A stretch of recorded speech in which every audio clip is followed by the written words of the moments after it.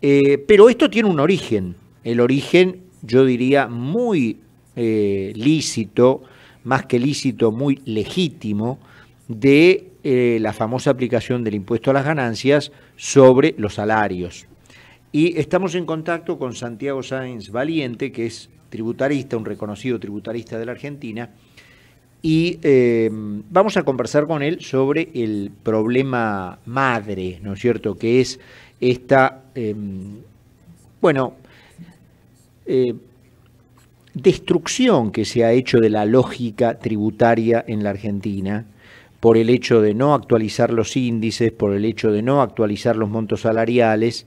Llevamos congelados esos valores de referencia desde hace muchísimos años, ahora lo vamos a hablar con Santiago, y obviamente el efecto de la inflación que se ha ido acumulando en estos últimos años, más o menos 10, 12 años, bueno, al mantener obviamente congelados los índices de referencia, ha hecho una ganancia brutal para el Estado a costa de meterse en los bolsillos de la gente. Santiago, ¿cómo le va? Carlos Mira le habla, ¿cómo está? Carlos Mira, un gusto, reconocido sos vos, no yo, un gran periodista. ¿Cómo estás? Muy bien, muy bien. Le agradezco el tiempo que nos da aquí para con nosotros. Bueno, me gustaría ir un poquito, como decíamos recién en la introducción, al fondo, ¿no? Es decir, lo que está, porque terminamos en un paro, que no es el primero, entre paréntesis, que se ha convocado por este tema, pero en realidad el fondo es otro. El fondo es esta notable disrupción, notable bueno, destrucción de los valores tributarios y económicos en la Argentina, que ha terminado por bueno, romper todas las relaciones entre los valores que una persona cobra como sueldo y lo que por otro lado está alcanzado por los impuestos, ¿no? Sí, de hecho, a ver, los impuestos son varios, ¿no? Acá estamos hablando de ganancias, pero obviamente todo aquel que consume tributa el 21% de IVA, y aquellos que menos tienen incluso tributan sobre todo a su renta, pues no tienen capacidad de ahorro, ¿no? En el tema de ganancias, que es lo que nos convoca, la gran preocupación está, por lo menos de mi lado, y creo que prácticamente todos los tributaristas coincidimos, en que, un poco lo que decía recién, ¿no? O sea, no hay razonabilidad. Y la razonabilidad es un principio acuñado por la Corte Suprema de Justicia, está indirectamente en la propia Constitución Nacional, y lo que es peor, hay una fuertísima inequidad.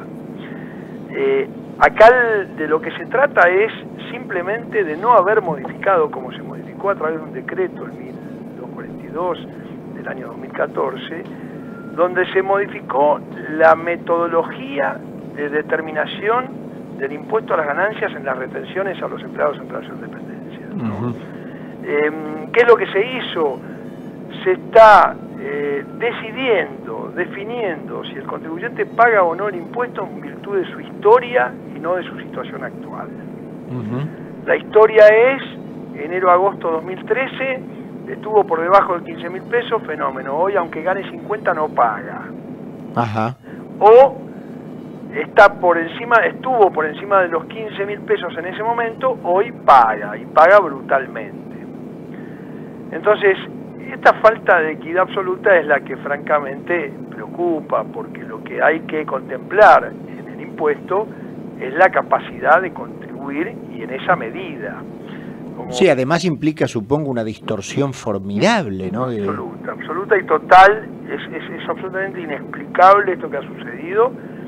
La verdad es que originalmente la ley tenía previsto una actualización directa a través de los índices hasta el año 1992, donde esto se congeló por la emergencia económica, y en definitiva después fueron decisiones del Poder Ejecutivo en distintos momentos donde se modificó el mínimo no imponible famoso, hasta que llegó esta situación del 2014, donde a mi juicio no resiste análisis, porque no tiene en cuenta la situación particular de la persona. Es decir, siempre, toda la vida, y porque así se recomienda mundialmente, los impuestos personales hay que tener en cuenta las características propias de la persona. Es decir, ¿está casado? ¿Tiene hijos? ¿No tiene hijos?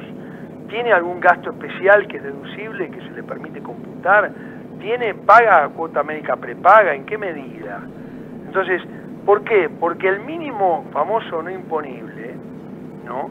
En realidad se podría decir que se llama mínimo de subsistencia, pero esa subsistencia debe ser una subsistencia digna, es decir, poder pagar el hogar, ya sea alquilando o pagando un préstamo, poder alimentarse correctamente, poder ir a actividades culturales, porque si no somos todos brutos, ¿no? Yo soy medio bruto también, pero bueno, poder alimentarse bien, poder llevar a sus hijos a escuela, al colegio. Ahí hay un tema con las escuelas, los colegios privados, que yo considero que tendría que haber una parte que sea deducible, porque en definitiva le ahorra costo al Estado y además mejora el nivel de intelectualidad de la población. Pero bueno, digamos, me refiero que todas estas características son esenciales de la persona y se debieran contemplar, y siempre se han contemplado antes, en la liquidación del impuesto. Hasta el año 1992, el mínimo no imponible, si bien era bajo, se actualizaba en forma automática. Hay que tomar un índice serio, cierto, que tome en cuenta las variables de los incrementos salariales, como bien vos decías, Carlos, para acompañar la inflación, y si está la inflación, hay que medirla. Hay que medirle la inflación al enfermo. ¿Tiene fiebre o no tiene fiebre? Santiago, ¿y cuánto tiempo hace que llevamos de valores de referencia congelados? Bueno, a ver, los mínimos, ya te digo, ya ni siquiera es un tema de haberlo dejado fijo, que han pasado, te diría que como 1 año y medio, los mínimos. Pero acá también hay, y la tabla para determinar el impuesto, sí, esa está congelada hace 14 años. Ahora, eso es realmente... Yo no puedo decir la palabra que me viene a la cabeza aire, por favor. Por radio.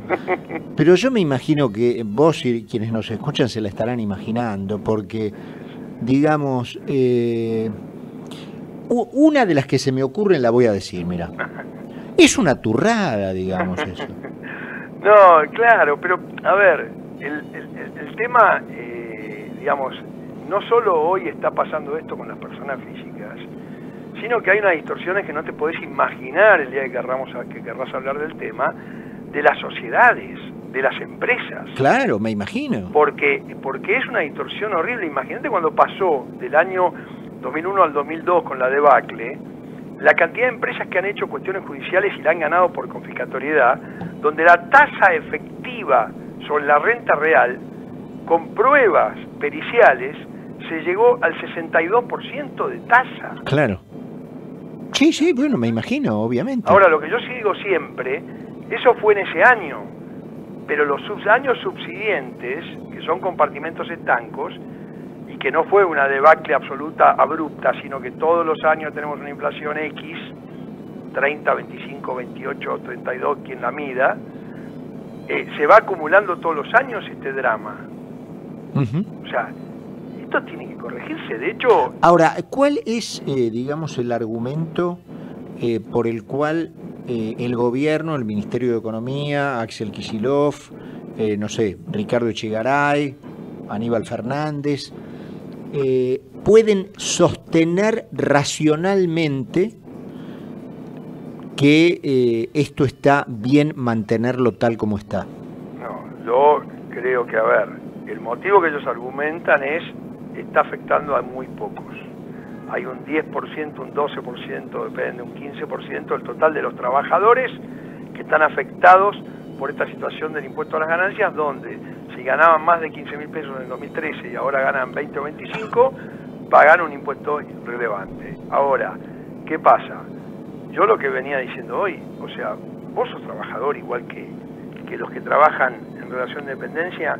Incluso tenés una carga impositiva si estás en forma independiente muchísimo mayor. No, no me hablé porque me tiro por la ventana. Muchísimo mayor, porque justamente hay una mayor inequidad total con los independientes, en los cuales me incluyo. Ahora, No, el tratamiento para los autónomos e independientes es directamente discriminatorio. No, absoluto. Y de hecho el Consejo Profesional de Económicas viene peleando este tema hace mucho tiempo y lo tiene fundado y yo lo acompaño permanentemente. Es como si fuéramos una lepra. Exactamente, lo que pasa es que se parte de la base como que el autónomo evade. Entonces se presume esa situación y le consideran lo que se llama la deducción especial, que forma parte del mínimo, mucho más bajo que a uno que está en relación de dependencia, que le permiten un 380% de aumento sobre ese valor. Con lo cual, un autónomo que gana más de 4.000 pesos por mes empieza a pagar impuestos.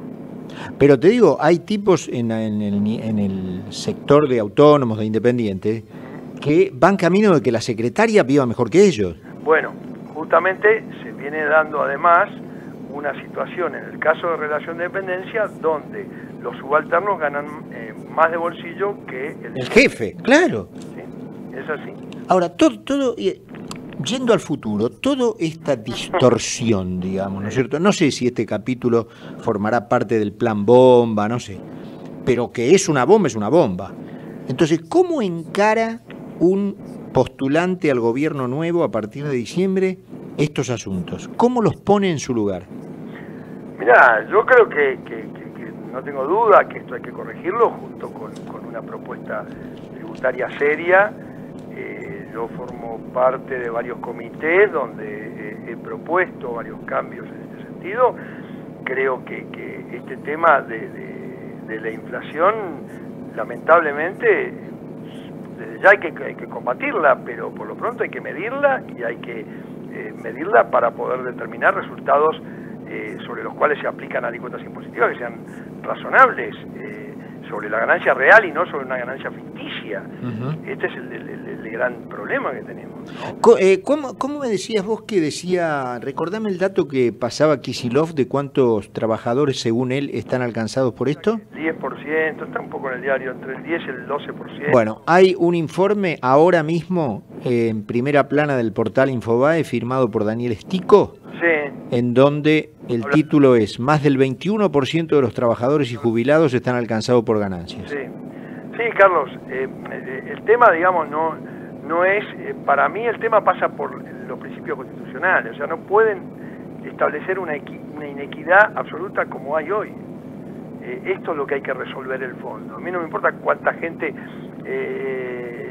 quedó afectada en el fondo, porque lo que me parece es que hay que aplicar equidad en los impuestos para lograr un crecimiento económico de la Argentina que lo puede hacer, y si miramos a los países vecinos haciendo la mitad de lo que hacen bien en el aspecto tributario los vecinos, entre ellos Chile, tenemos un panorama 10 veces mejor que el actual. ¿Hay una idea de más o menos cuánto embolsó por diferencia el Estado por haberse, digamos, por mandarse esta vivadita?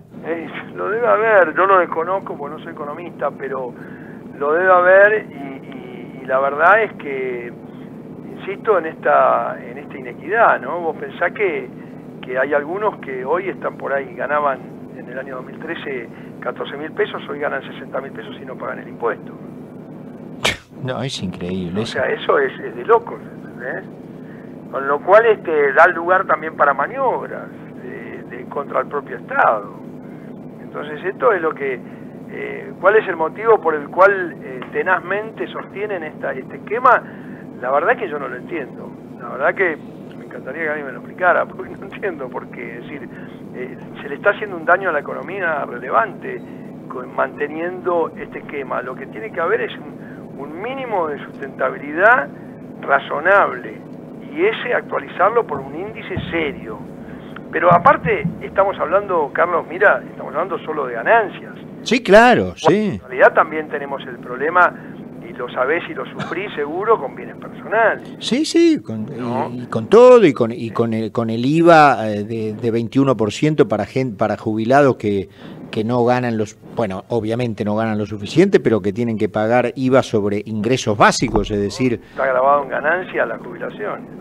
Es un disparate. Disparate total.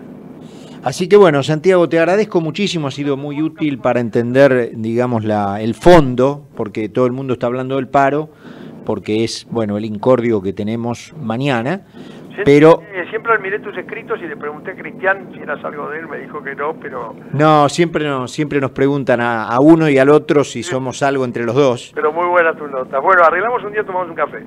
Exactamente, con muchísimo gusto. Santiago, un abrazo grande y gracias por estos minutos. Hasta luego. Santiago Sáenz Valiente es un tributarista argentino de nota, de renombre.